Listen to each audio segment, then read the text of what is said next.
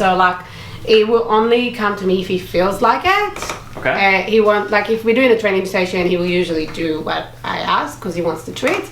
But if I do anything outside of the training session, he knows, for example, he'll go on top of the fridge because he knows I can't reach it. He's really scared of new things as well because he's more my bird. I'm at the 40 end of the scale, although he loves my shoulder more. He's normally with Noah, but if we're sitting in front of the TV and he wants to veg out, he will constantly leave Noah's shoulder and come to mine. I'm guessing because there's more real estate for him to sit on.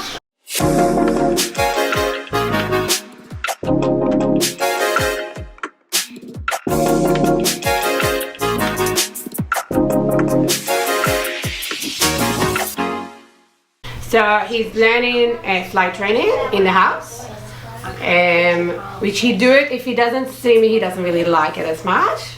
It can be hard for me to get him, but as long as he see me, he will. Obviously, sticks training, like touch training, he turns around, he shakes, he waves, he do a high five, he turns on his back for my hand.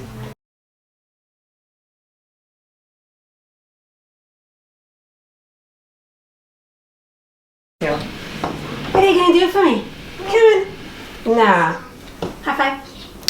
Good boy. Figure out that the click isn't applying to them because they can see what's happening. He usually will just turn around and then wave. Yeah? What are you going to do for me? Yes? And what else? And what else? Good job. That's it. You're starting to wake up. With a target training session, Hello. just to see if they're willing to train. Up. Up, up. No. Cuddle. Come, cuddle. Hello. So yeah, he doesn't want to. Can I see what your step up and step down looks like? Yes. Up. Nah. Come on. Your step back for a sec. Did you guys catch what changed? No, I can't really see it for me. So step up is a trick. Mm. Don't forget, like this time go, like show him a treat and then ask him to step up Okay. and see if you get a different response.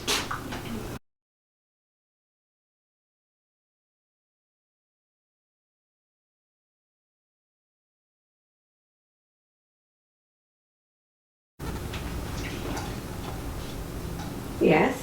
Good boy. Interesting, so we're gonna work on some step up today. Good boy. You're really not in a mood, are you? That's all right. All right, so go ahead and just let him hang for a sec with you or on the perch is fine. But you see, that's what I meant about him also being very scared of things. Like, he's not used to all those people. Yeah. And that's how he like that with everything new. So it's like, that's another reason why he doesn't want to perform. Because like, I don't know, who are you? Yeah. And I don't want to do it.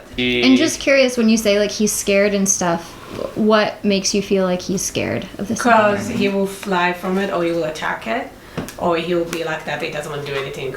So if we have new people in the house that he doesn't know, he usually just come to me and wouldn't move and be very settled, like he was here now, like that. He was very it wasn't really relaxed. He was just sort of keeping to himself. And if it's something new, that's why I brought like a new toy. Mm-hmm. So if I'll introduce him to this toy, usually he will just or try to attack it or try and fly from it. Because I didn't see any I'm not fear. seeing fear. From being in here so far. Like I've seen completely content. I've seen opposite, like where he's not fazed by anything. So not wanting to do something, for me, how I'm interpreting it is not through being scared of this room. It's through just like, I'm chilling.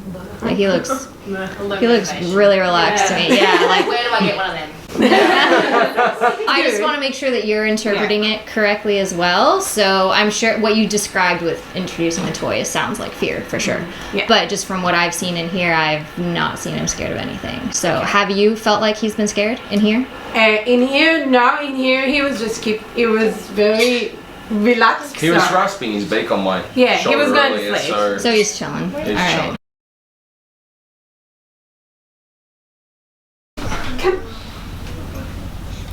Good boy. Come.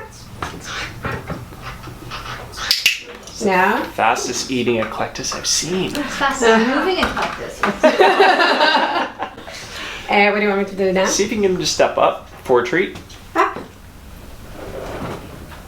Up. Can I see you do it? Matt? Sure. Let me see if he'll just step up for you for a treat. Cutter, up. Come up. Good boy. I wasn't sure if you were going for it, so. Good boy. Cool, and back down. All right, so Matt, I'll have you do that again. Yep. I realize some of you guys aren't going to really be able to see it from your angle there. Do you want me to click or not? I'm gonna. Yeah, go ahead, I'll have you click. So you honestly got the right timing. Good boy. So we're going to use that same technique today to get him to step up for Noah as well. Yeah. So, yep, so you'll just stand right next to him, and Matt, go ahead and do a few more step ups. Okay. And Noah, keep clicking. Cutter, up. Good boy. Good. Good boy. Now for the next treat, Matt, don't change how you're handling, but you're not actually going to have a treat in your hand this time. Noah's going to give the treat after the step up. Sure. Cutter, up. Good boy. Good boy. Perfect. And then Noah, stand a little bit closer. I'm supposed to be the treat. And we'll do the exact same thing. With I'm giving the treat. Cutter, up. Come on. No. Ready? Get back a bit. Cutter, up. Come on. Alright, so we might. I think it was the food exchange. Yeah. He saw the food He saw exchange. it.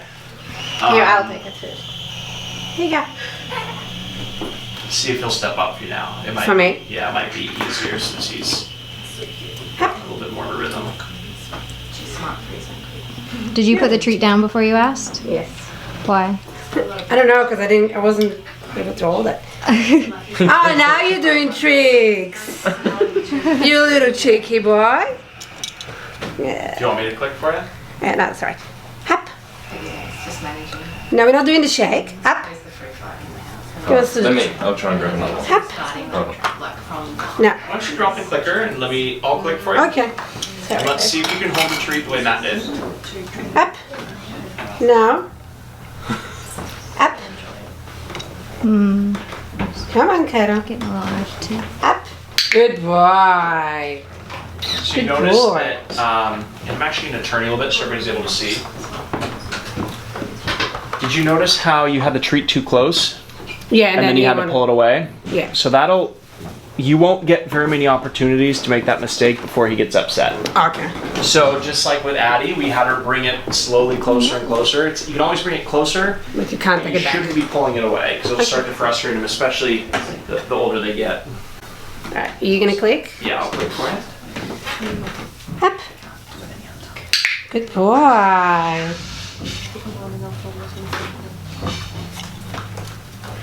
So this is another really clear sign. Step up is a trick. You know, we all want the bird to just want to do it naturally, but you have to give him a darn good reason. Up. Up. No, you're not doing whatever you want. Up. Good boy. Good boy. And I'm going to stop him there. So you can see that his willingness to do the spin was higher than wanting to step Yeah. up. So you want to stop it before he Yeah. just gets annoyed with this. We made some progress. That's how long a training session should be. We've all been to a movie or a live show that you're like, good God, is this thing ever going to end? And we don't want the birds to be in that mentality of like, this training stuff, is it ever going to end? We want it to be that high power action thriller that everybody's super excited and then it's over and you can't believe it was an hour and a half. That's what we want with a bird. We want them to like have that really high intensity of the training where they're enjoying it and then you end it with them wanting more. It's critical and it'll keep him wanting to train. It'll also keep him looking to you to ask for behaviors. Like what you're wanting is him to do what you want. Yeah. So by keeping those training sessions short and leaving him wanting more, he's always going to be looking to you for another opportunity. Okay. Typically listen to Noah first, which is why I was so surprised that he hopped up on my finger before he hopped up on Noah's. My observation, Yeah. and maybe you guys, once I turned it, maybe you could see, your handling was always consistent. Yours varied, Oh, okay. right? So that's why I had to put down the clicker, because it was all this fumbling, all these different Yeah. things. So feel free to do the session where you're clicking, and you're clicking right when that second foot touches is the exact moment. And think of the clicker, this is really important for everybody. The clicker is a photographer in the audience taking a flash photo of the exact moment you want to repeat. When that photo comes out, that's what you want. So it doesn't mean that the bird stepped up and went back to the perch and he took a picture, because that's not what you want. You want the bird to step there, and that's the click, that's the photo moment that you want to capture. So if you start thinking of that as taking a photo, a permanent photo of what you want, that might help. So if you're the one clicking while she's doing the step up, I think you're going to find you can be more consistent. Yeah. And then once the bird understands it's a trick, you don't need to use the clicker every time. But especially in the beginning, as we're reframing that, hey, step up is a trick, it's critical that we start using that clicker, and just it'll go way faster through the use of the clicker with you guys. Going back to a step up when your bird knows how to spin seems like it might be insignificant. There's so much more value that's coming out of it. Like, it exposed that your handling is slightly inconsistent where yours isn't. So where you naturally might be the 40 on a 60-40, if you are the one that handles him more consistently, then that might switch, because you're more predictable with what the interaction and your attention is going to be. Yeah, also I think you guys would benefit from videotaping your interactions, because I think you're going to notice how many different variations you actually insert. When you ask him to step up, it was very simple. It was like, just step up, step back down, like nothing else happened. But when you do it, a lot of other things happen. Like, there's talking, there's praise, there's mood changes, there's swift of body, like your body changes. You kiss him sometimes you don't. Sometimes you bring him close, sometimes you don't. So it wasn't like, okay, he asks me, I know all I have to do is this simple one task. So I think videotaping your sessions is gonna open your eyes so that you can catch on to those nuances, because you don't know that you're doing them. No. That's just who you are, that's just how you move. So we see them because this is our first time seeing you guys, but just keeping that in mind. Yeah, thank you. And especially if you have a pattern, like yesterday we broke down in the workshops ABCs. So if the behavior that you are finding is he's not stepping up, what's the antecedent, what's the consequence? Are you picking him up and then trying to pet him and he doesn't like petting? So like with the case that we talked about with Claudia, the bird would fly to her, she'd give a treat, but then she'd jump up and down, she'd pet the bird, and she'd scream at it like, yeah, good job. Well, if those three were punishments and the only reinforcement was a treat, you are punishing the bird for flying to you. So there might be that happening unbeknownst to you. You might be picking him up, and then there's small punishments that maybe he doesn't want to be held close. And it could be as minor as that. Maybe he doesn't like nail polish. Maybe he doesn't like just something that's happening, and he dislikes that more than he likes the treat, and that might be what you're having. So the inconsistency with the handling could be, in essence, a plus punishment. And so if once that's fixed, then your plus reinforcement is going to be more powerful. And on the opposite side of that, it could be rewarding. So it could be that's why you are 60 at home and he's 40. It's because you're more fun, you're more lively, you do those things that he does like. It just might be this change of environment. So